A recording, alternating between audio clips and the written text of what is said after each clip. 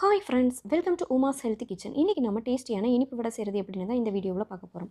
அதுக்கு 3 கப் அளவுக்கு மைதா எடுத்துக்கோங்க. அதே கப்புக்கு 1 கப் அளவுக்கு ரவை, 1 கப் அளவுக்கு சுகர் சேர்த்துக்கோங்க. இது மூணையும் நல்லா மிக்ஸ் பண்ணி விட்டுக்கோங்க. இது ஓரளவு நல்லா மிக்ஸ் ஆனதுக்கப்புறம் நம்ம 3 கப் அளவுக்கு தண்ணி சேர்த்துக்கலாம்.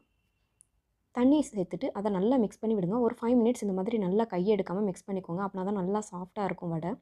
இப்போ ஏலக்காய் 4 இடித்து போட்டிருக்கேன். உங்கள்கிட்ட ஏலக்காய் தூள் இருந்துச்சுன்னா ஒரு 1/4 ஸ்பூன் அளவுக்கு சேர்த்துக்கோங்க. இப்போ எள்ளு ஒரு 1/2 ஸ்பூன் அளவுக்கு சேர்த்துருக்கேன். அது கருப்பு எள்ளோ வெள்ளை எள்ளோ 2 எள்ளில் எந்த எள்ளாக இருந்தாலும் சேர்த்துக்கோங்க. இப்போ இதை ஒரு 2 மணி நேரம் நம்ம அப்படியே விட்டுறலாம். இப்போ 2 மணி நேரம் ஆயிடுச்சு. இந்த பதத்துக்கு இருக்கணும் மாவு. இப்போது சட்டியில் எண்ணெய் சேர்த்துக்கோங்க. எண்ணெய் வந்து மிதமான சூட்டில் இருக்கிறப்ப தான் இந்த வடை சுடணும். அப்படின்னா தான் நல்லா புஃப்னு வரும். ரொம்ப சூடாயிடுச்சுன்னா வடை இந்தளவுக்கு நல்லா பதமாக வராது. இப்போ நம்மளுக்கு டேஸ்டியான இனிப்பு வடை ரெடி ஆகிடுச்சு. கண்டிப்பாக இந்த ரெசிபி உங்களுக்கு பிடிக்கும் நம்புகிறேன். பிடிச்சிருந்துச்சுன்னா வீட்டில் ஒரு முறை ட்ரை பண்ணி பாருங்கள். வீடியோ பிடிச்சிருந்துச்சுன்னா லைக் பண்ணுங்கள், ஷேர் பண்ணுங்கள். Thank you friends.